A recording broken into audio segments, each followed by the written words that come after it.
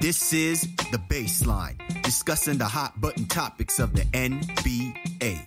Welcome, everybody. You're tuned to The Baseline. Cal Lee Warrenshaw discussing the hot button topics of the NBA. Man, we riding dirty as we're coming around to the final stretch of games left before we start talking about NBA playoffs. And it's hot and heavy on both sides of the conferences, so we've got so much to discuss. Obviously, if y'all checked this out last week, we had discussions regarding the Eastern Conference play-in predictions. So I guess you might be thinking about, well, what do you think we got lined up for you guys this week? Obviously, you know what I'm saying? Equilibrium, baby. We talk about the East. We got to definitely talk about the West. So there you go. A little teaser for our upcoming episode in which you guys get to partake and be blessed with the goodness. But, of course, it's not me who gives you the holy scripture about the game of basketball. Obviously, it has to be done by my right-hand man, www.shawsports.net, Big Kahuna PNC, my man, Mr. Warren Shaw, repping out of Fort Lauderdale, Florida.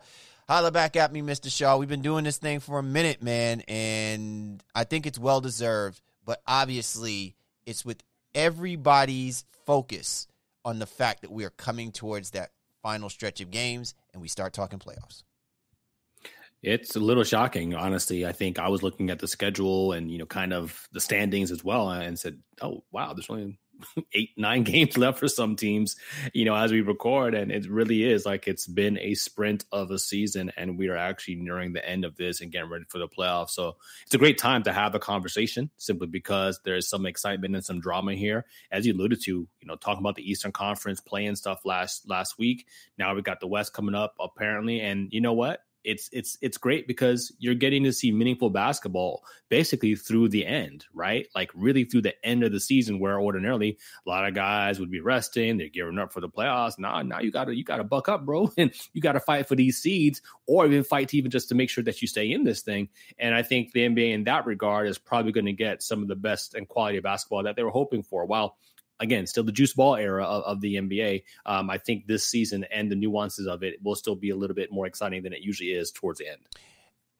I got to ask you this question before we start getting into our news and notes. And obviously, we got to plug in what we're going to do for the breakdown. We definitely got an interesting topic to discuss in regards to the drop. But I was really curious. Do you like the idea that we've shaved off 10 games for this season and added the triage, so to speak, of these play-in games? Do you think that has really helped the competitive nature in the final stretch for us to have these kind of conversations, or do you think it's fool's gold? Well, I don't know if it's either one of the two. The 72 was just based on whatever thought they could do to try to get them to be done by the Olympics. So I think they'll go back to 82 pretty assuredly. So, but do you think the motivation? Clearly the motivation of that is more for TV revenue rights and what the NBA has negotiated. The stadium workers, all that. Right, but I'm just thinking in the context of, hey, the fact that we had 10 less games and the simplicity of recognizing that, those extra 10 games may mean a lot maybe to some other teams, and it may mean nothing for most of the teams, but it certainly is shortened that window where teams don't get to play around as much as they've been doing over the last decade, finagling and load managing and all of that other kind of stuff.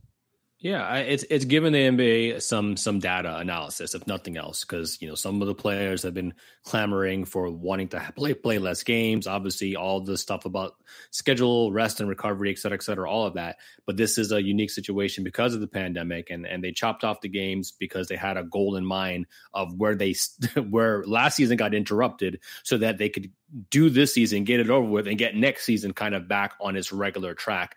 So I'd be interested to see if they really look at this and take it to the competitions committee and say, it's like, all right, hey, well, maybe there's enough data here after kind of one season to say maybe 72 is the way to go, 75 or something along those lines. But deals and contracts and all that stuff, like there's a lot of moving parts to that. So I don't really think that we'll see that next season, but it might be something they look to, down the line as the players. And some executives have complained that maybe the season is a little bit too long. All right. Well, listen, the game ain't too long for us, man, because it obviously keeps us putting food on the podcasting plate, right? So we just trying to eat like everybody else. But we appreciate everybody once again for hopping on board with us. And we've got a good show definitely awaiting for you. So you want to definitely stay interested and stay tuned. In a little bit, Obviously, we teased in what we're going to be discussing in the breakdown. Western Conference play-in prediction, play-in tourney, who we think's in, who we think might be out. And then our topic of the drop, my man Shaw, again, combing the wire, so to speak, and what's being discussed, the talk of the town, the whispers in the big room.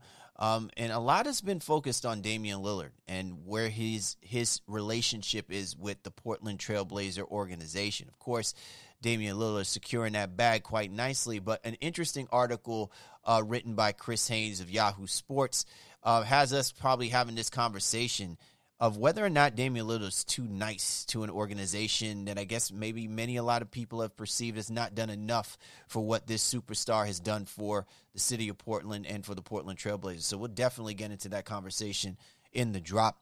As always, we appreciate you and yours for hopping on board with this. Be sure to get at my man Shaw, at Shaw Sports NBA, get at me at Game Face Lead, the show's Twitter handle at NBA Baseline. Available on all the major platforms. You know where to find us. Just look for the Baseline, add us to your playlist, and allow us to be your go-to resource discussing all things happening in the association. If you want to catch previous episodes, and we have a plethora in the catalog for you guys to check out, go to www.thebaselinenba.com. That's where our home is. That's where we lay our podcast heads at. So if you want to come hang out with us a little bit, check out the website and check out those previous episodes. All right, so let's get right into some of the news and notes that's happening in the association. First off, Shaw, out in California, yay. Aside from the fact that they got Snoop Dogg, Ice Cube, Dr. Dre, people in Los Angeles are feeling pretty comfortable now, a little bit happier knowing that LeBron James has returned for the Lakers. He's back, and not a moment too soon because the Lakers looking a little shaky there, brother, looking real shaky. And I was confused about their strife out there in Los Angeles, right? Yeah. Yeah. So as they fight, literally got our fight man for Allen proceeding. Got our man Allen, in the boneyard with a hookah, trying to relax his thoughts. Man, he don't want that team dropping any further than necessary. I think it's a great conversation to have, Allen, or obviously our main man Jabari as well too, to see what's really good. Are they concerned about this? Now, I think they're just like, hey, as long as they get those guys healthy, they'll be fine. But LeBron coming back, it's great for the Lakers and their overall self-esteem and hopefully their playoff seeding. The one interesting caveat, and we'll talk about this maybe a little bit later on as well too, but there was a comment LeBron said where he said he doesn't know if he'll ever be 100% again. And I don't know if that's LeBron hedging his bets, as he maybe tends to do, so that if he exceeds expectations, like, oh, well, he didn't think he'd be back and look how great he is and he took care of his body, blah, blah, blah. He likes to play those narratives, but it is an interesting comment to make, especially at this stage of the season. LeBron the wordsmith, right? He always plotting, bro. This is what happens when you deal with playoff LeBron, right? He don't be pulling out them books and telling these sports writers who keep covering them, just for fun. There is a method to his madness. So, take of it what you will, but I just think that that's more fodder for, who he has to match up against more than anything else. Whatever version the Los Angeles Lakers get of a LeBron James is still going to be championship worthy and still going to put him in the best position possible to compete. So, for myself and maybe you, we probably in the background kind of laughing, snickering over it, but take of it what you will. LeBron is being LeBron, and that just spells trouble for the rest of the Western Conference adversaries that he has to put up with. I don't think that, and they're probably thinking to themselves too, like, whatever, dude. Whatever, man. I'm reading the book, right? Like I'm just wanting to see what book you pulling out of your card when it comes playoff time. That's how I know what kind of mode you actually are in. If you got some, I need some Oprah Winfrey, a Super Soul Sunday book type thing going on, then maybe there's a reason to worry. Outside of that, man, if he's on some Stephen King-ish, it's a problem out there right now for the Western Conference. All right, so out in Atlanta, Trae Young has donned his return for the Atlanta Hawks, and I'm sure the Atlanta Hawks are feeling really good about this, especially with the achievement of them definitely being a playoff basketball team. Yeah, same thing. They're fighting for their seeding, trying to stay out of that play-in situation. And Young, who thought he might be gone for the remaining part of the regular season, came back and has looked real swaggy in the 2-3 games he's been back already. So shouts to the Hawks. It looks like they're going to be able to fight and stay in this thing. And it's going to be fun to see, Ice Trae in the playoffs, bro. I think it's going to happen for them. Yeah, one thing that I will say about both of these storylines regarding LeBron James and Trae Young's return, I think while people who watch and enjoy the game, whether you're a novice or, you're a savant of it, whatever, obviously your focus and attention is about what version Ice Young and, the King is going to be for the purposes of playing in these primetime games that obviously both of their teams are going to represent when it comes to playoff time. My concern is what impact is that going to have on the other guys, right? Like the Los Angeles Lakers clearly are not going to be in any championship position without LeBron James, and the Atlanta Hawks is not going to be in any playoff competitive position without Ice Young. So I want to see whether or not knowing that their best guys now have entered in the fold uplifts these guys to step up and play on a level that is going to be a representation of competitive basketball. Because if you think about it for both angles, they're both on two extremes. One is with championship expectations. The other one is, hey, we just don't want to look bad, coming into our first playoff that we haven't seen or been around in 15 years when we're talking about the Atlanta Hawks, Shaw. So that's the reason why it's just kind of interesting how people are looking at it when you talk about Trae Young and LeBron James coming back to both of their teams. I'm more interested in how it's impacting, the rest of the other players out there that have been fawning for the fact that they want their guys to come back on the court. Domantas Sabonis, he is returning for the Indiana Pacers. I have no idea why, but hey, maybe he just loves the game of basketball that much. It certainly ain't going to save the Indiana Pacers. Well, I got two comments. I'm not going to let you glaze over this. You call that man Ice Young. You gave him a new nickname. So, is it kind of interchangeable, like Dame Dollar or Lillard time or Dame time? Well, I was going to mess around. I wasn't going to call him Ice Trae. That seems so tough. That's his nickname. No. So you say no Ice Trae. He's going to be Ice Young. That's what you go on. Ice Trae. Who wants to call a superstar Ice Trae? That is just horrible. When you do it in Ice Trae, you just put cubes and it sits there in the freezer.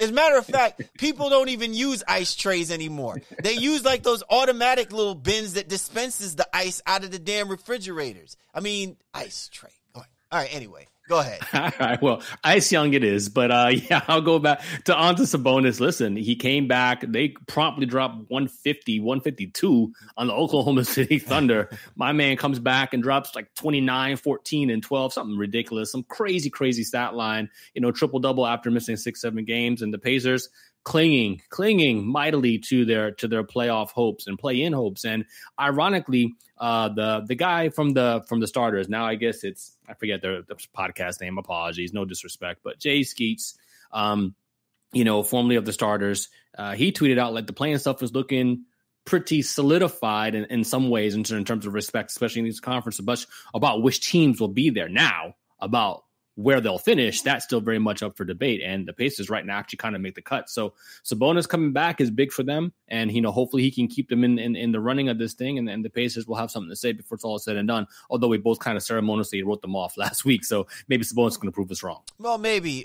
But again, I just wonder if you have a surging Washington Wizards team with a favorable schedule, how much are you relying on it being about Sabonis saving the Pacers as much as it is about what you're seeing from Russell Westbrook and Bradley Beal? I mean, again, you take the difference between the two when you think about the Washington Wizards, and they're not a great basketball team, so clearly they're going to, probably have a down, they'll fall a couple of games and stuff, but I don't know, man. I like my chances with a guy that's a former MVP, with a guy who's obviously a superstar. They're kind of figuring it out, and I guess the rest of the guys on that Wizards team is also along for that particular ride. They may actually believe in the idea that they could actually compete. So, but hey, I agree with you. If Domantas is going to come in there and basically dominatus the game like he is right now, then of course that might actually increase the chances of the Pacers not giving up that final spot, and hopefully that will be the case. Out in Golden State, or out in the other part of La, Kelly Oubre has torn a ligament in his wrist, and he'll be seeking consultation to see if he can play through it. Weird season for Oubre, up and down season, clearly. This seems to be the case with any Warriors trade that takes place. People come over there and, I don't know, they seem to lose themselves even further in the depths of wherever it was they sat originally. So what do we make of this with Oubre and how it's impacting the Warriors? Well, shouts to them for trying to play through it because they are in the midst of trying to again stay in the playoff conversation out there, and they'll need him. He's coming and playing a bench role for them now, especially after re-injuring this wrist now for a second time. And I think it's admirable that he wants to be out there again. Where I stand on it. I just don't see the juice being worth the squeeze, as you like to say, for the Warriors this year. But they're a proud organization, a proud franchise. Oubre's buying right into all of that and wants to be out there to try to give this team some semblance of a chance to try to make the playoffs. We'll see what happens. I will say something interesting because Kelly Oubre is reminding me a little bit of what I think frustrates a lot of people about where Golden State is and where they're trying to be. Because I don't know if they're trying to hedge their bets. I think everybody is trying to expect or anticipate that this team is going to be the offensive juggernaut they were over this stretch of years in which they made the finals, 5 straight consecutive years and won 3 championships and things. I really think that people need to recognize and watch and see what kind of corner the Warriors turn. This team is a pretty good defensive basketball team, and they've got good offensive weapons. I don't know if people really want to go down that road of wanting what they had before with Golden State and maybe allow this team to become what I think they're turning into. And I think the bigger question is going to be, is Steve Kerr going to be along for that ride as well, too? Because if he's adopting a philosophy for these guys to be better defensively, that's great. I think that to me is something that the Warriors can look forward to because the offense will come. When you have the rest of your pieces, they will come. But defensively, that's just a hard sell right now in the modern game of the NBA. And the Warriors have done a really good job to kind of get back to doing that. And Kelly Oubre is responsible for that, So I don't know. I don't know what the expectations are. If they're asking Kelly Oubre to be something he offensively, I don't think will ever become. But if he could be something that really helps anchor and become a better defensive basketball team through what you get with him and Draymond and ultimately Klay, if he can still be somewhat of the two-way player that he's been prior to these injuries, this Warriors team is going to be a good defensive basketball team where things are kind of crazy in the wild, wild west. I'm interested to see if they don't move him or Wiggins next year. So yeah. I think for this year, him coming off a wrist injury, even if he's, to your point, if he locks in and just tries to defend and not really worry about his offense, well, then you're looking at a true double negative zero, net zero with Draymond and Kelly Oubre this year offensively. But next year, things could get a little bit better if Klay's out there as kind of being a spot up guy who can still knock down the three at an insane rate rather. And then that will give them, some elements of defense and offense and being a threat in the Western Conference. But a lot remains to be seen with this Warriors team in general. And Oubre, like I said, he needs to make it through this season first. So let's see how it goes. All right. Now out in Miami, big shout outs to Erik Spoelstra. Quite an achievement, reaching 600 wins for a guy who used to be a video coordinator for the Miami Heat organization, and somehow Pat Riley basically tapped him on the shoulder and said, go get me some championships, and he went and he did that. For him to reach 600 wins as a head coach, hell of an achievement. Shout-outs to Spoelstra, shout-outs to the Miami Heat, and shout-outs to Pat Riley, who obviously saw something in this guy. It's one of the reasons why Erik Spoelstra is probably and will always be considered one of the great NBA coaches of our generation.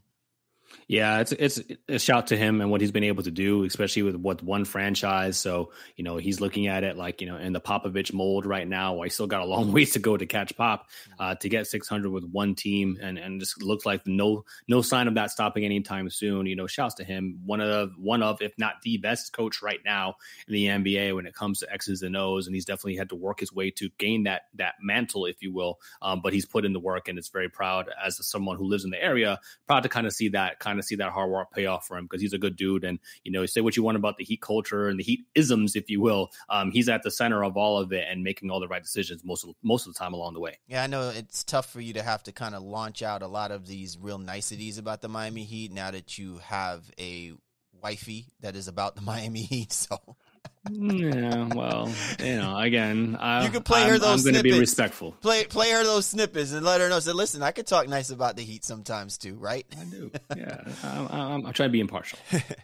All right. Speaking of niceties, man, Vanessa Bryant, obviously the wife of Kobe Bryant and the Black Mamba, she is launching Mambacita clothing And obviously, it's making big waves, not just here in the NBA, but also really throughout the whole community. For people, listen, people can feel whatever they want to feel about Kobe Bryant. He was a great NBA player. He was a great father to his kids.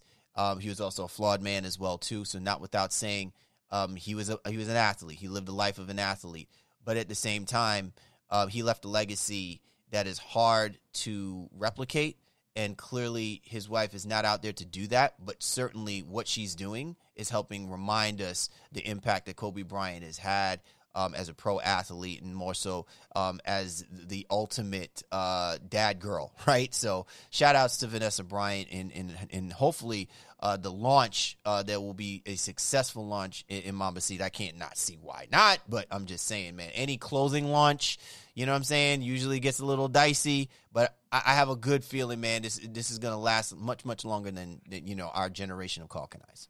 No, this is a beautiful sentiment here, and it's going to serve a great cause. And, God bless, Kobe and Gigi, may they rest in peace. And I applaud Vanessa for doing this and getting this here. I believe it's tied to Gigi's 15th birthday as well, too. So, just amazing stuff. I just saw on Twitter the other day, or recently rather, that Kyrie bought all of the Nets guys, Mambacita hoodies and things of that nature. So, it might be I think it's going to be fine. And it's a great bounce back in some ways, because I don't know what ended up happening, but I saw in the headlines, a week or two ago that Nike, I guess, ended its deal with kind of Kobe's estate, if you will, for the shoes. So, he's technically, his estate is a free agent. I don't know if they ended up clearing that out, but if they didn't, then, nice bounce back for Vanessa here to now launch Mambacita kind of through her own volition, if you will. And I'm sure it'll take off and be just fine. Yeah. And I think if anything else, people, I think, sometimes tend to kind of sleep on, the intuitiveness and the thought process that goes into what makes a great man. It's always a great woman by his side. And let's not act like Vanessa Bryant doesn't have the chops and the savvy to position the legacy and the name of what her husband and her children were building, right? So I'm not saying that this is about the money, but this is about the name and it's about the legacy, and I think she's keeping that to heart. The fact that the NBA is behind that, the players, hopefully the NBA obviously will be behind it as well too, I think definitely serves its purpose. And again, it just lends to what we talk about, how the NBA is a brotherhood. Clearly, there's a lot of players out there that looked up to Kobe Bryant and obviously want to continue to keep, moving that legacy forward. And Vanessa Bryant's ability to do that with Mambacita Clothing is certainly a large step in that direction. Coming up, Sean and I are going to start talking about the Western Conference play-in tourney. But before we do that, Shaw, we have to make sure we're letting our listeners know that we always will have the hot mic. And I don't mean by that because we're doing a podcast. For sure. So if you haven't been catching us here on the socials, we teamed up with Hot Mic. It is a app that you do have to download, but it allows us to connect and talk games with you live. We're doing a live play-by-play. Sometimes we have to veer away because a couple of our games haven't been all that sexy. So, we just give you the butter goods, as my man Cal likes to say. And this week we'll be discussing the Nets and Bucks game 2. If you're catching it from the weekend, and Hot Mic will have some nice prizes and some cash giveaways. So one of our luckily watchers and listeners will have an opportunity to win some cash, and it'll be an amazing time. So catch us on the second half of the Nets versus Bucks. I think that'll be a 9:00 start for us here. So for the second half, 9:00 Eastern. And hey, man, get a chance to chat with us and win some money, bro. That's what it's about. So Hot Mic, download the app and we'll be with you on Tuesday at 9 p.m. Well said, my brother. Well said. So once again, be sure to check us out. Second half of the game between the Nets and the Bucks Tuesday night. All right. Put it on the docket. Have fun with us. We got that nice little baseline watch party going down. All right. So coming up, let's talk Western Conference play-in. Who do we think is going to make it? Who do we think is on the outs? You'll find out soon here on the Baseline. Time to break it down to the bone gristle. This is the Baseline. Lee Warrenshaw discussing the hot button topics of the NBA, and this is the breakdown. Of course, Shaw and I got to break it down to the bone bristle. We did this for the East for last week's episode, so of course we got to talk about the Western Conference play-in situation. And, of course, the situation is pretty tight, right? Like, you think about it, who would ever thought that we'd be talking about the Golden State Warriors as a team playing in? They're kind of hanging around with teams like the Memphis Grizz and the Portland Trail Blazers. But, man, Shaw, the San Antonio Spurs, I thought we had written these dudes off. My apologies, DeMar. Death taxes and the Spurs, Death taxes and the Spurs. Hey, listen, man. My apologies on Pop. My apologies on DeRozan. But I did say they needed to move on from Aldridge. Did I not? So I will say that I need to take a little bit of that apologetic tone in I'm gonna take a little bit of that back, because I said they can't move the ball forward if that albatross of a style of play in LaMarcus Aldridge is what Popovich leans on, trying to force him and DeRozan to make things happen. Just something had to give loose, and I'm glad that they did it. And I don't know, to me, I think they're a better basketball team for it. Well, they are. I mean, and shout out to LMA, who I don't think we got a chance to talk about on our show. Had to retire due to an issue with his heart. So went to Brooklyn, was planning to try to win a championship there, and then all of a sudden said the second time he's had to deal with his heart issues. So his time in San Antonio was interesting, I think, at best. His time in Brooklyn was definitely short-lived. So I think people still remember him as a Blazer. So shout out to LMA for a great career. No, but yeah, things weren't working for. Absolutely. Go ahead. Yeah, no, I was just saying, no, absolutely. I was going to say, you said interesting. I was just said his ass should have been in Dallas. All right. I don't know what he was thinking. Obviously, San Antonio was going to pay him, was going to put out the bag for him, but he should have been playing in Dallas. Yeah, well, the Spurs somehow find a way to sustain themselves. DeRozan has missed a bunch of time this year as well too. Various issues. I think and I think he had a family member pass away. I believe it was. I don't want to speak on. I don't remember which one of his relatives passed away, but he's been out. Things here and there. I know somebody tried to break into his house one time. He had to go deal with that. Like, DeRozan's had a really rough season, but it's still averaging, I believe a career high in assists while averaging almost 22 points a game. So this Spurs team is still very formidable.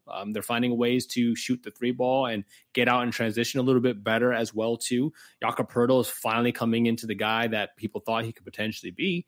And they're a little bit, I don't want to say dangerous, but they're plucky, right? That's the word some people use. They're plucky. They're not an easy out. Yeah. And I think if they get into this thing and they end up in I guess it would be the 9-10. I think that's how the playing thing works. It's 9-10, and then they play the loser of 7-8.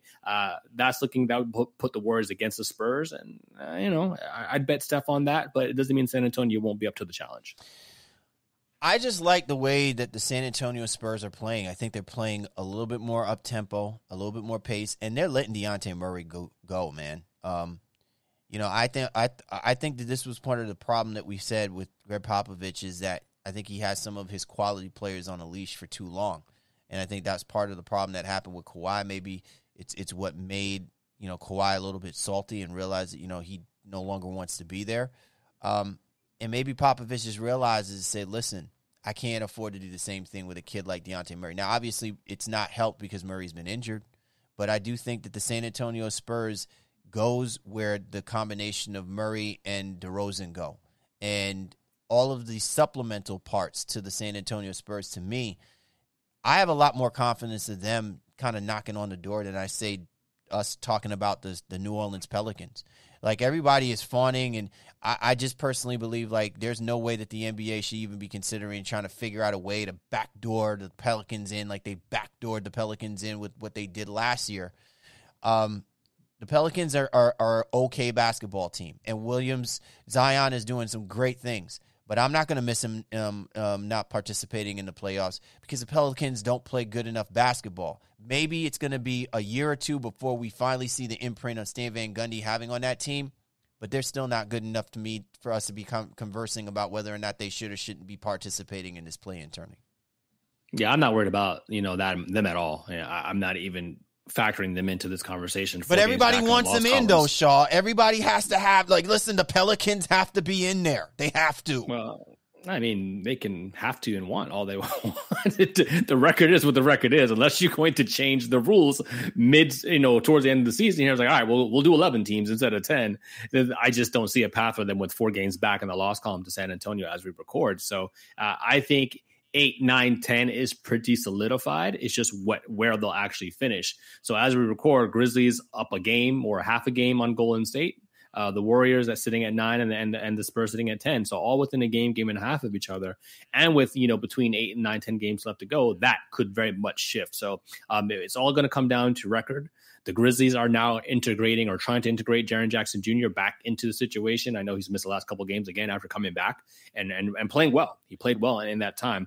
But this Grizzlies team is like, they're not rolling over. Ja's playing great basketball, is sharing the basketball as well, too, in addition to scoring when necessary. Valanciunas, I think, and I'm actually going to put this out sometime this week, I think is not a true, he's not going to garner the requisite votes and interest, but Valanciunas deserves consideration, to be in the conversation for most improved player. He's having a career year, and he's held it down with Jaren Jackson being out for most of the year. So 8, 9, 10 is going to be really exciting. And obviously, what more can we say about Steph, right? Like he's dragging this team into the playoffs, and it looks like he's going to get a chance to at least get into the play-in, and then potentially, maybe try to give somebody all the hell they're looking for in the first round. If he gets them into the play-in, if they participate, does that help solidify him being top 2 for MVP? Not for me. And it's not a slight, although it may sound like it. It's just, I cannot get there for me right now for him to be that high in the MVP conversation. It will top be, 5, but sure. It will be interesting because right now, isn't he not like he's averaging the most points in the NBA. He's jostling Beal, like, and that's changing like game by game right now. So I think he might be second by percentage points, but at the same end of the day, he's phenomenal. He's had an amazing year. So he's their MVP. Is he the MVP of the league? Again, I can't be mad if somebody were to make that argument. It just wouldn't be my argument. How surprised will you be? I know this is kind of going off track a little bit, but how surprised will you be that whoever winds up winning the MVP won't be with them having the best team in the NBA or the best team in their best conference? Yeah, I didn't mean not terribly surprised. I mean, we saw with Russ and even when Harden, those weren't the best teams record-wise in the NBA or even in their conferences at that time. So this is not unprecedented, even for more recent history, so to speak. But for a league that typically likes to reward winning at its highest level, that seems to be taking a second seat this year, only because of the teams that are having the level of success that they are. So with Utah, there are some who honestly think Donovan Mitchell is not their MVP. Some people actually, in some stranger circles, believe it's Gobert because of the defensive presence and all the things that he does with them, with screening, assist, and things of that nature as well. To screen assist, not assist. So I think that kind of nullifies that with Phoenix. It's the Booker, Paul, like which one is more important situation. And then if you transfer over to the Eastern Conference, all the Nets cancel each other out, and they've all missed too much time to really be into this. So the only person who would have a chance is Embiid, and he too has probably missed too much time. And then Giannis has the narrative going against him. Well, you've won it twice in a row, so everybody wants to give it to you for a third time. So that just kind of lays it all out to why it's going to be somebody outside of the upper echelon teams in the East or the Western Conference. Now the Nuggets are playing pretty well. I don't think they can really get there, but they have a puncher's chance at maybe finishing as a top 2 seed in the West. It's possible if both Phoenix or Utah were to take some steps back, then, Denver could maybe get into that conversation. Then this all becomes, kind of null and void. But right now, I think it's probably going to be Jokic hands down. And, while this is not the crux of what we're supposed to be talking about, I think it does have implications for them, for whoever is at the top of each conference, especially when we're talking about the Western Conference, because, hey, let's say the Lakers get into this thing and they're in the play-in tournament for God knows whatever reason. And now you're one of those top 1 or 2 seeds, or so to speak, and you have to face the Lakers in the first round. God help you, bro. Like that's not sexy. You don't want LeBron coming into your building, even with his broken ankles. It's just not something I think either one of those 2 teams, who people are still very skittish on, despite what the record shows, they wouldn't nobody would bet on the Utah Jazz or the Phoenix Suns or even the Denver Nuggets if LeBron and the Lakers were their first round matchup. My apologies, man. Or maybe I should apologize to people who were really prepping themselves to listen to like all of these great, wonderful predictions about the Western Conference play-in. But I could tell we should have made this the topic. We really should have made what you just laid out in the last minute and a half, 2 minutes. Really, is fruit for fodder. How we should really think about the Western Conference. But I think what you said really lends to why we have to pay attention. It's interesting because when you really think about it, Shaw, the Western Conference play-in doesn't feel or seem sexy, but is so relevantly important, right? Because if you really think about it, there's way too much there's way too much room for error, right? Between the Lakers, actually the Mavericks, Lakers, Trailblazers, Grizzlies, and Warriors, right? Like things can really flip-flop with a handful of games left to play before the season ends. And so all of it is about the momentum. And it's interesting because when we're talking about whether or not last week when we were talking about teams from the Eastern Conference, it's really a question of, all right, it's more like the Indiana Pacers as being the caveat because everybody else looks like they're really gunning for it and looks strong enough to do it. Here, it's really a question of, can the San Antonio Spurs find some kind of way to wiggle themselves in there? And which of these teams that we're talking about, right, don't have enough gas in the tank for them to finish this out properly? It's just kind of weird. I would slightly disagree there because I think we have the feel. Like, I don't think the Pelicans are catching the Spurs. I don't think that's happening one way or the other. So now I think you're looking at two segments of the play-in tournament. And as you just outlined, you're looking at 5, 6, 7, because they're all bunched up within a game. And then you're looking at 8, 9, 10. But then it's really 7 and 8 who have to be the most concerned because they'll essentially have to win their way in. So, but it's really tiered because of how bunched up it is at those two kind of breaking points, if you will.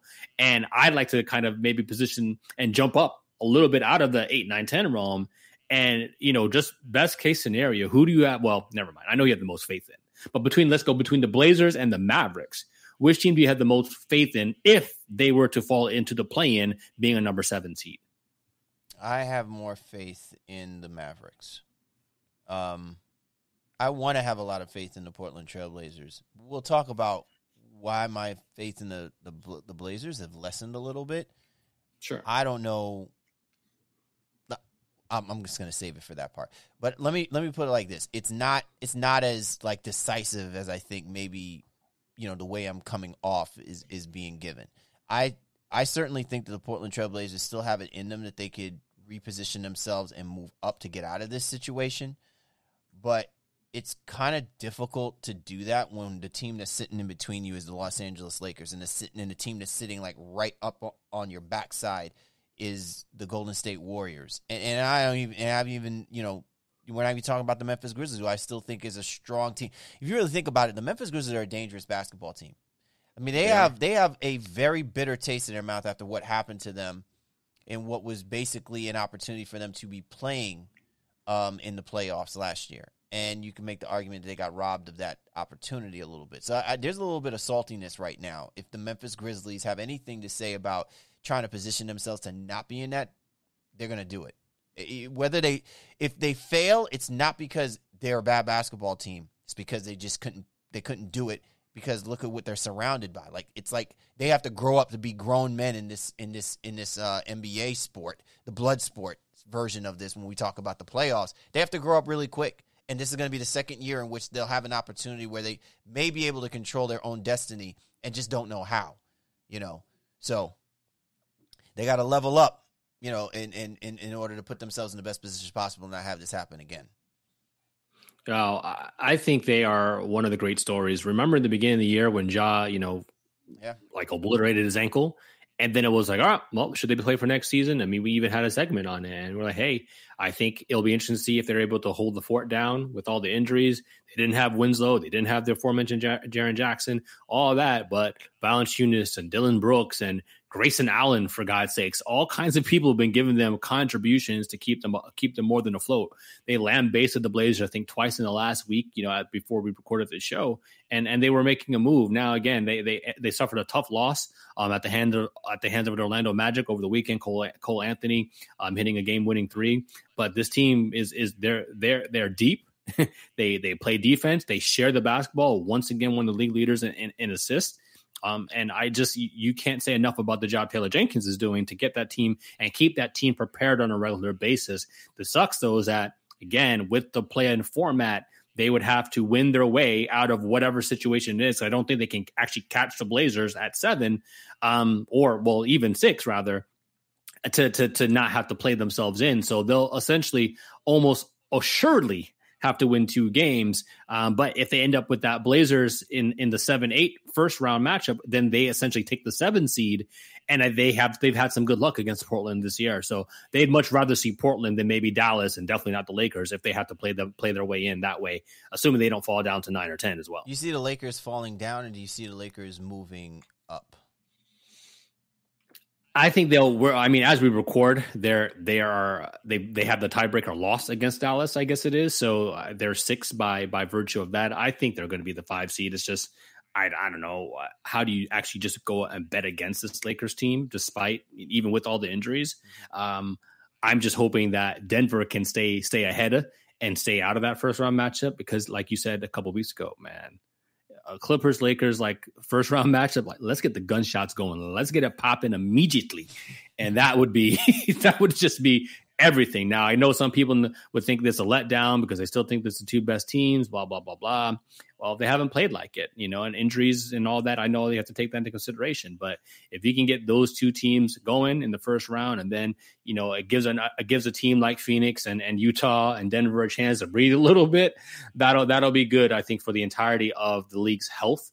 And even the perception of it being kind of one-sided or only dominated by some of the upper echelon teams out there, especially if one of the juggernauts get knocked out early in the first round. All right, Shaw. So round us out here as we end this take regarding the Western Conference play-in. What are your predictions? Who sits at 10? Who sits at 9, 8, and 7? So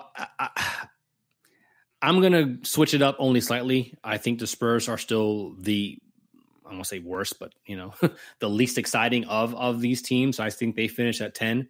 I'm going to say the Warriors catch the Grizzlies. So the Grizzlies finish at 9 and the Warriors finish at 8. And then I think we'll have actually the Blazers in that 7th spot kind of there. I think Dallas and the Lakers are going to stay above that cut, to not make it as spicy as maybe some would like it. I would love to see the Lakers struggle to get into the playoffs and be in the play-in tournament. I just can't convince myself that would ever happen with LeBron, even on half an ankle. I don't see that happen. So yeah, I got the Spurs, Grizzlies, Warriors, Blazers in the play-in. All right, well there you go. And listen, I think that's exactly where we're probably. I'm thinking that's where we're going to be trending as well too. Hell of a matchup, though, if you really think about it. If the Spurs do play the Memphis Grizzlies, I kind of like it. A little interstate rivalry thing. You know what I mean? Like, it'd be good. Yeah, and nothing would be guaranteed. And then if the Warriors get to 8 and have to play Dame, so Curry versus Dame in a shootout, if you will, for basically a secure spot in the playoffs, that'd be much see TV as well too. So I think either way we're heading up for some great basketball down the stretch here, with the Spurs maybe not being the sexiest of the teams, but that's why, you know what, they'll be the ones to probably come out of it, surprise us all. I'm like, shouldn't they get bet against the Spurs like we did in the beginning of the regular season. Absolutely. And you know what too, Shaw, I want the Lakers and the Clippers in the first round. Why? I know you do. Why? Because then finally we can start talking about a rivalry. That's what we can start doing, right? We can finally start talking about all of these moves and all this other stuff don't mean jack squat until they are actually playing at each other for something. And getting to the next round in the playoffs is something. Positioning yourself to try and win a chip is something. So finally, like you said, let's get the funds out with the guns out. That's how it's got to be out there in Los Angeles.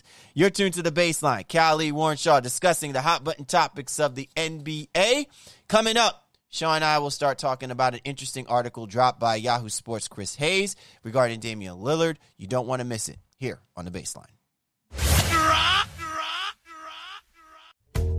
Time now for the drop. Cal Lee Warnshaw, The Baseline. And our topic for the drop, really interesting article written by Yahoo Sports' Chris Hayes. Now, people are familiar with Chris Hayes. He is a veteran writer that covers the NBA. You've seen him do work at ESPN. He's done work, for all different mediums and things of that nature. He falls nothing short of being on the ball when it comes to giving us perspective and being objective in his perspective about things that he sees in the NBA. He dropped an interesting article not too long ago on Yahoo Sports in regards to Damian Lillard, the relationship that he has with the Portland Trailblazers. And the story is entitled, "Is Damian Lillard fighting the good fight alone in Portland?" So I would encourage you guys to have an opportunity to go to Yahoo Sports and check out the article written by Chris Hayes. It was dropped on April the 30th. And so I think it allowed Shaw to kind of start putting things in a different perspective about how we should look at how this article was written. And you dropped some interesting questions, Shaw. But first of all, I want to get your take on what you thought about what Chris Hayes was alluding to and what he had written as it pertains to Damian Lillard, what he's contributed for the Portland Trailblazers, and what it should actually mean with regards to his future as an NBA player and with the Blazers. Well, Chris B. Haynes is, he's like you alluded to, he's a rock star in the journalistic world of the NBA for sure. And he's had a podcast, et cetera, et cetera, et cetera. But what is most interesting about this is not so much even what he wrote. I think it's what Dame responded to after it, because of Haynes' previous relationship. I believe he started as kind of a Portland beat writer or spent some time doing that for sure at some point and gained kind of interworking knowledge of that organization. And Dame is like, yeah, well, because of, Chris's relationship with me, people are going to kind of take it at face value, where almost like Chris is almost, I don't want to say like a Dave McMenamin for like LeBron, right? And, LeBron has his guy. So Chris Haynes might be Dame's guy. And I think Dame was like, well, that's still my man's, but he wasn't really contacted or had a lot of belief in what the story was trying to say. He basically refuted most of it. Right. And I take that as with a grain of salt in some aspect, because I still think there's some bite to what Chris had to write here. Mm-hmm. But Dame is kind of distancing himself from it, because even that, like his article kind of loose with Dame is a team guy. So he wouldn't want something out there like this to make it seem like he's not a team guy, that he's not behind the organization, even if it's kind of shining him in a light that's like, hey, he should be more of a person who's demanding and saying, hey, why aren't you getting this guy or getting this player here for us to be more successful than we've been? The conversation is nuanced for me specifically, because I don't think, and I know you don't think, Neil O'Shea hasn't not tried. Right. It's just his efforts haven't worked out. Exactly. And there have been injuries. So I don't think it's for a lack of effort in trying to listen to Dame and take his input into consideration, trying to surround them with the right mix of guys. We all kind of lauded them and saying, hey, they should be really good this year. They've made acceptable strides and adding personnel that's going to help them. But the one thing they lacked primarily was with defense and rebounding. Right. And they were supposed to get guys who help them with defense and rebounding. Kanter, I think, is second or third in the league in rebounding coming off the bench, although I guess he started for the majority of the season with Nurkic being out. But Derek Jones Jr. is supposed to be a lanky guy who can defend pretty much, 1 through 4 and do his job. It started off really well, and then it kind of tailed off, in the middle part of the season. But O'Shea has been busting his ass to try to give Dame and CJ the requisite players and personnel that can get this team over the hump. It just hasn't happened for them. But I think the article takes a very interesting look at that. What were your thoughts on it? So I thought the article was an interesting article, to your point. Of course, you're always the wordsmith, so you rob me of some of my thoughts before it even comes out of my mouth. I personally understand where Chris is coming from with this article, but I feel like where I really I just completely veered off the ranch with this is I don't know if it's so much him kind of advocating his frustration at what Damian Lillard hasn't been able to achieve because he's such a good basketball player that I feel like he's overreaching a little bit. And I'm not saying this to critique his article in a way that, you know, I'm not being objective either in what he's trying to say. Again, I get where he's coming from. I just don't genuinely agree with how he came to the conclusions that he's come to, regardless of whether or not Dame was off, like he's like, you know, distancing himself from that. That's a completely different situation scenario.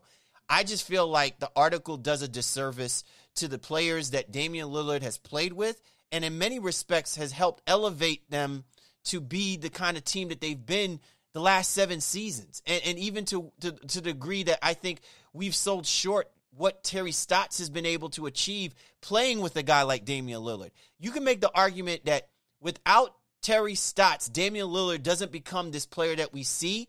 And without Damian Lillard, Terry Stotts doesn't have the opportunities and the chances to coach the way that he's been coaching. So I think that what this article sometimes does, it pulls at the thread of what's been keeping this whole thing together.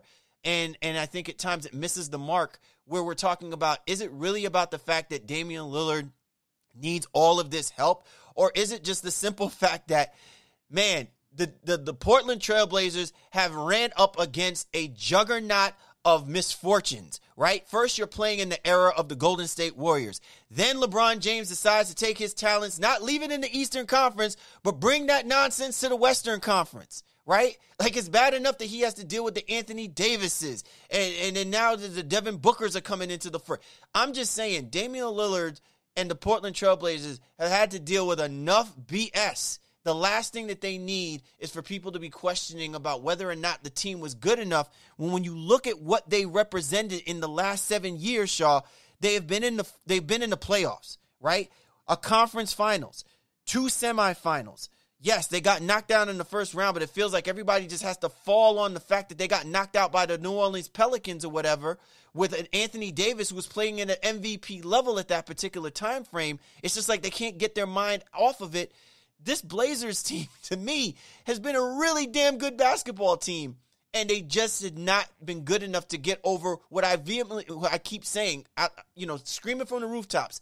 They've been deprived of the opportunity to feel like what would it have been like with a healthy Nurkic, with a healthy McCollum, and a healthy Damian Lillard matched up during this time frame, what they were trying to do against what those other teams had out there on the basketball court in the Western Conference. I love where you're going with it, simply for the fact of, I look at this Portland team and think like they've just tried to be as organic as possible. Like, they haven't really taken big swings, and sure, they've thrown their name in some hats here and there for some maybe some players out there, but they've really tried to build around Dame and CJ. And there were some conversations and questions whether or not Dame and CJ could be a backcourt that could be an elite level, championship level backcourt, but Shaw, those questions still exist. Do you remember how many times? Do you remember we sat and we were talking about whether or not the combination of McCollum and Lillard can be sustainable and can last? And in that same year, these guys basically took the Portland Trailblazers to the semis. And after that first game against the Golden State Warriors, it was we shouldn't be questioning this combination now.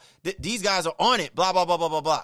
I'm just saying, man, like, they had something there, all right? Or we wouldn't be sitting here now to this day talking about, hey, if they find a groove and they start doing what we think that they're capable of doing, they could be a dangerous basketball team nobody wants to play. We tried to believe that last year with the way that they ran, how they ran up against, to get themselves into the playoff situation, the playoff conversation. And then they just obviously they weren't good enough to beat the Lakers. No, but certainly didn't help when Damian Lillard, dislocates his kneecap in the first, in the first game of the series. Yeah, well, I mean, the Blazers are a calamity of just, misfortunes. And they give you some hope, some sunshine, and then an injury eventually kind of knocks them back down a peg, and you're like, all right, well, there you go.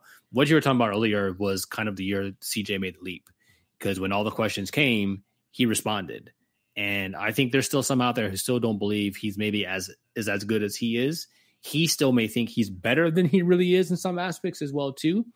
but he'll never be an all-star, in the Western Conference, and because there's just too much talent in the Western Conference. That doesn't mean he's not all-star level or all-star worthy. Right. It's just not something that he's going to get to because of all the other guys out there and the bigger names and the narratives that kind of emit out of that conference specifically. But when it comes to getting this team over the hump, that's all that really matters. And they cannot do what they've wanted to do simply because they haven't had the health and they have been up against a historical franchise in Golden State. And now, again, the luck of LeBron deciding he wanted to come to LA, bring Anthony Davis along with him as well, too. And now you have that to kind of deal with. But like I was saying before, this Blazers team has really tried to build organically.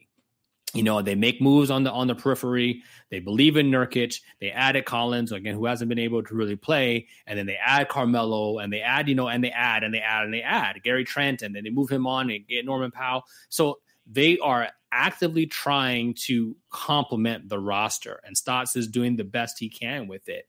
I just don't see it as a situation where Dame needs to go against his proverbial character and demand and go in there and shake his fist and stomp his hands on the table saying, oh, do more, because they've tried.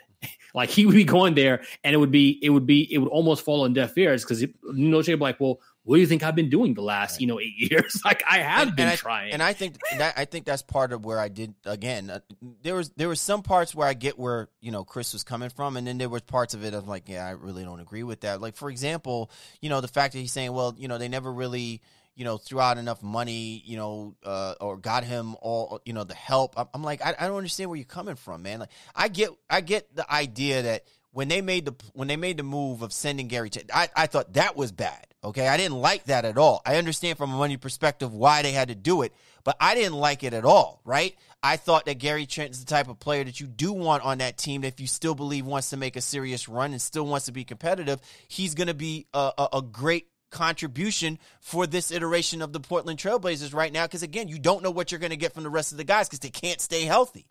But, again, this idea where, the Blazers really didn't do enough. It's hard for me to imagine that because the Blazers put themselves in the best position possible. They were in the playoffs. We'll be talking about if they weren't in the playoffs, but they were in the playoffs, right? And they've competed. So, what are we talking about here? No, I get where it was trying to go, and I would never subscribe any person, let alone superstar, any person to do more or try to be something that they're not. I think everybody has to be and play and act within themselves accordingly. And Dame is a phenomenal player, very great chance at the Hall of Fame. It'd be interesting to see what Basketball Reference has him now in terms of his Hall of Fame probability. And if he doesn't end up winning a championship with Portland or at all, I don't think it takes away from his overall greatness and the legacy that he's building as a man of the people.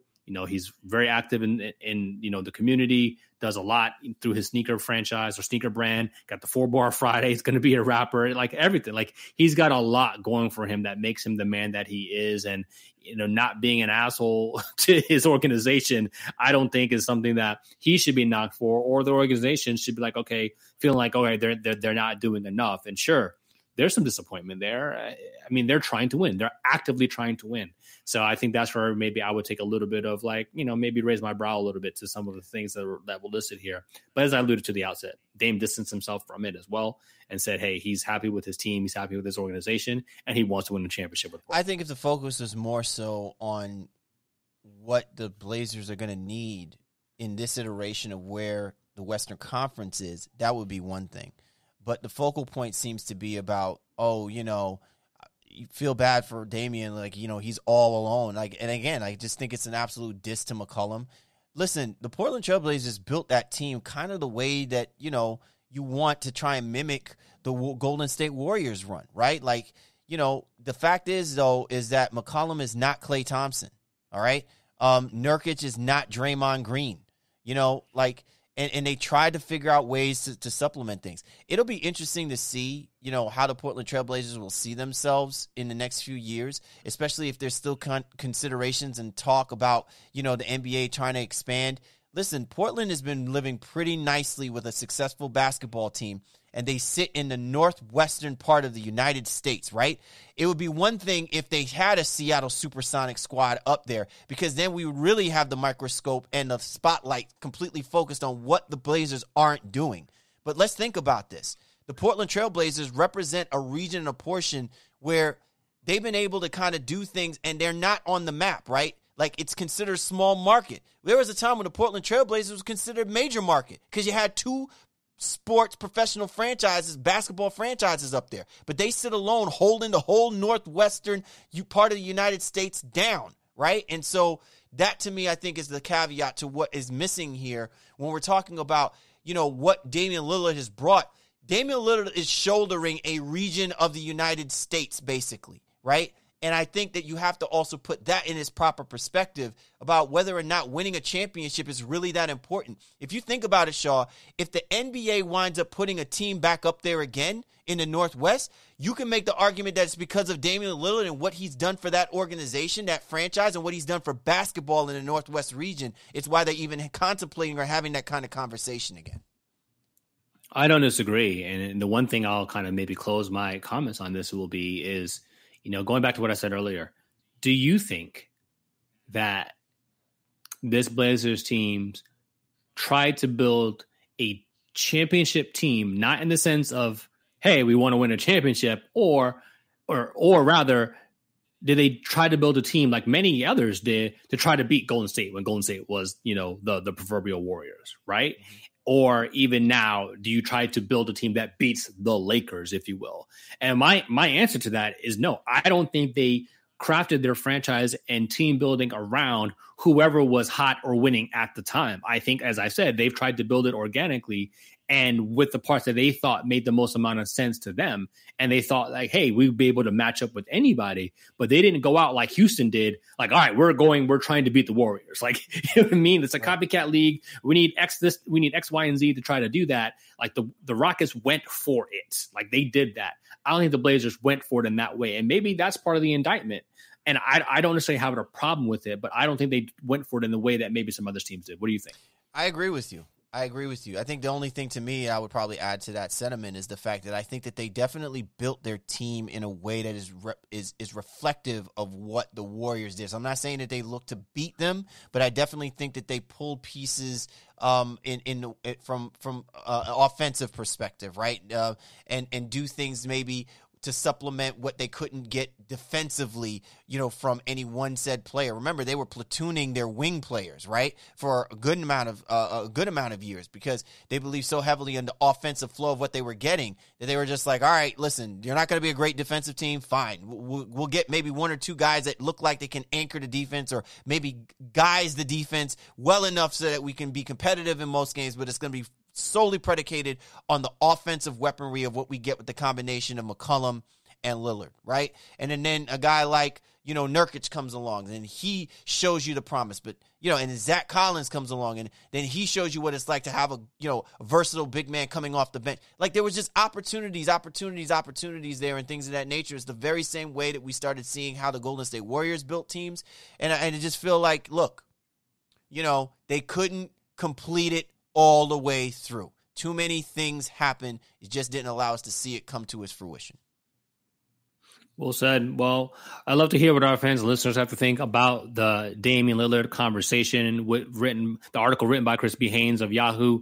And if, the Blazers have done enough to support him with the cast that can win an NBA championship, or should Dame, kind of go in there stomping his fist and saying, hey, do more. I need you to do more. Which angle do you think should take or none? I'd love to hear what everyone has to say on this. I think it's a great piece in terms of it gets the juices going, right? It gets the people going, as they say. And I'm glad that we had this conversation, man. I think this was a good one, bro. Absolutely, man. And once again, we like to thank each and every single one of you guys for hopping on board with us this week. Great conversations all around. And if you like that, obviously we want you to hit the rewind button. But don't miss us too soon. Remember, Tuesday night we will be doing our thing on Hot Mic. Baseline watch party, Nets, Bucks, part 2. right? in 3 days, right? So definitely, if don't want to miss out on that. If you guys saw the weekend showcase game, you're definitely going to love this upcoming matchup, man. It is not over. Probably a possible Eastern Conference Finals setup for us, right? So definitely keep us locked, but you're definitely going to get the good stuff with the Baseline boys discussing it on the back end. Second half of that game, definitely be on board with this. Go to Hot Mic, download the app, jump on board, and you will get a little bit of cash possibly too in doing so. See, we always bring good things. We're like GE, we bring good things to life. For the Baseline, Callie, Warren Shaw, we appreciate you guys. Thanks for hopping on board with us this week. We'll catch up with you next time.